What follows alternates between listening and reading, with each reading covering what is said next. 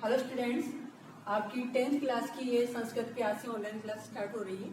क्योंकि कोविड-19 की वजह से आपकी पढ़ाई हो नहीं पा रही है, तो ये ऑनलाइन क्लास में पहला चैप्टर लिया है मैंने आपके व्याकरण का प्रत्यय। प्रत्यय आप पिछली कक्षाओं में पढ़ चुके हैं, कई बार पढ़ चुके हैं, तो फिर भी आपकी दोबारा रिवाइज करने के लिए मैं बताती हूँ आपको। संस्कृत में परिभाषा आपकी यस्य प्रयोग धातुनाम शब्दानाम व पश्चात क्रियते तत् प्रत्यय कथ्यते। आसान भाषा में समझाएं तो प्रत्यय आपके वो शब्दांश होते हैं जो किसी धातु या शब्द के बाद में जुड़ करके उसके अर्थ को परिवर्तित कर देते हैं। शब्द तो आप हिंदी में जानते ही हैं। धातु जो होती है अपन इसको हिंदी में कहते हैं आपकी क्रिया, अंग्रेजी में आप कहते हैं उसको वर्ब, उसी को संस्कृत में कहते हैं अपन धातु। तो धातु या शब्द के साथ आपके जो शब्दांश जुड़ते हैं वो कहलाते हैं आपके प्रत्यय।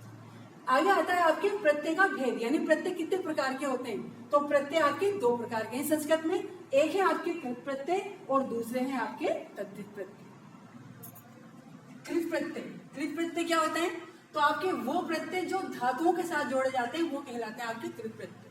धातु यानी मैंने अभी आपको समझाया था, आपके हिंदी में जिसको आप क्रिया कहते हैं। तो कृत प्रत्यय केवल आपकी धातुओं के साथ यानी क्रियाओं के साथ जुड़ेंगे। फिर आता है आपका दूसरा फिर तद्धित प्रत्यय। तो वो प्रत्यय जो संज्ञा, सर्वनाम और विशेषण शब्दों के साथ जोड़े जाते हैं वो कहलाते हैं आपके तद्धित प्रत्यय।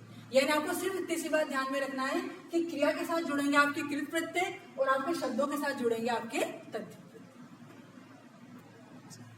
अब सबसे पहले पढ़ेंगे अपन आपके कृत प्रत्यय। आपके जितने भी कृत प्रत्यय के भेद हैं आपके सिलेबस में एक एक करके अपन उन्हें पढ़ेंगे। सबसे पहले आपके कृत प्रत्यय का पहला भेद लेंगे अपन आपके कत्वा प्रत्यय। कत्वा प्रत्यय को किसी भी धातु के साथ जोड़ने का मतलब है कत्वा प्रत्यय के आखिर में आपको जोड़ना है या तो त्वा या फिर टोआ, इन दोनों भाग में से कोई भी एक। अब देखिए, इस प्रत्यय का प्रयोग किया जाता है आपका कर या कल के अर्थ में। इसमें क का तो हो जाता है लोप और शेष रहता है आपके त्वा। जो शेष पद बचता है आपका वही आपकी धातु के साथ जोड़ा जाता है। अब आपके सामने सवाल ये आता है कि जोड़ने के लिए यहाँ पे आपके दो भाग हैं, एक तो त्वा और एक आपके टोआ। तो दी गई धातु के साथ आप ये वाला भाग जोड़ेंगे या फिर ये वाला। तो इसका जवाब भी है आपके पास कि आपकी जिन धातुओं के अंत में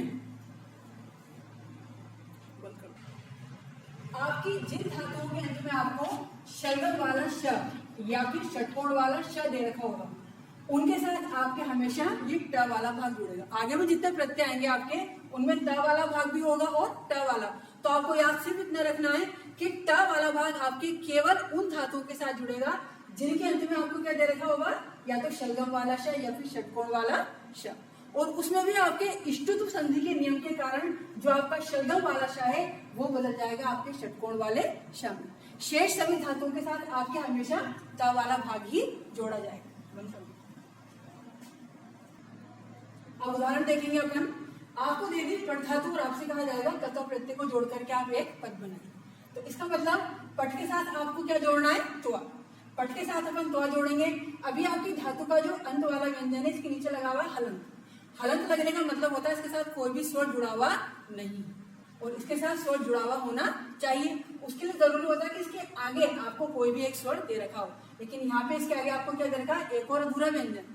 तो ऐसे में क्या होता है, आपके पाणिनि ने नियम बनाया व्याकरण का कि इट का आगम हो जाता है। इट का आगम यानी छोटी ई की मात्रा आकर के आपके इस अधूरे व्यंजन को पूरा कर देती है, इसके साथ मिल जाती है और ये पद बन जाता है आपके पट। दूसरा उदाहरण देखिए आपके। अब आपको जिन धातु के साथ जोड़ना है तत्व प्रत्यय। तो मैंने आपको पहले ही बताया था कि आपकी जिन धातुओं के अंत में शलगम वाला श या षटकोण वाला श दे रखा होगा उनमें हमेशा आपके ट वाला भाग जुड़ेगा। तो दृष्ट के साथ जोड़ना है आपको टोआ। और इष्टुत्व संधि के नियम के कारण जो आपका ये शलगम वाला श है ये बदलेगा आपके षटकोण वाले श में और ये पद बन जाएगा आपके दृष्टवा। इसमें कोई ईट का आगम नहीं होगा, ये बात आपको ध्यान में रखनी है। जिनके साथ आपके ट वाला भाग जुड़ेगा उनमें ईट का आगम नहीं होगा। आपका व्यंजन जो अधूरा है वो अधूरा ही रहेगा और पद बन जाएगा आपके दृष्टवा। एक आपका आखिरी उदाहरण लेंगे अपन। गम धातु के साथ जोड़ना है आपको कत्वा प्रत्यय, यानी गम के साथ जोड़ना है आपको त्वा। अब यहाँ आपका म अधूरा व्यंजन है तो होना ये चाहिए था कि यहाँ पे इट का आगम होता और आपके पद बन जाता गमित्वा, लेकिन यहाँ पे ऐसा नहीं हुआ। क्यों नहीं हुआ? क्योंकि जो आपकी गम धातु है संस्कृत व्याकरण में ये सबसे अधिक इंपॉर्टेंट, सबसे ज्यादा मुख्य धातु है। इसको अपवाद की धातु कहते हैं। अपवाद की धातु यानी एक नियम आपने बना दिया लेकिन ये उस नियम का पालन नहीं करती है, तो आपके हर प्रत्यय के साथ आपको इसका अलग ही नियम याद करना पड़ेगा। अब यहाँ आपको गम धातु के साथ कत्वा प्रत्यय जोड़ना है, यानी गम धातु के साथ जोड़ना है त्वा। नियम के अनुसार इट का आगम होकर के गमत्व बनना चाहिए था, पर क्योंकि ये अपवाद की धातु है ये ऐसा नहीं करेगी। ये कतव प्रत्यय के साथ क्या करेगी कि इसके साथ जो माँ है ये इसका कर देगी लोप, यानी इसको गायब कर देगी और आपका शेष पद बचेगा गत्वा। तो गम के साथ जब आप कतव प्रत्यय जोड़ेंगे तो पद बन जाएगा आपका गत्वा। तो ये हमने आपके प्रत्यय का एक ही प्रत्यय पढ़ा है आपके तत्वा।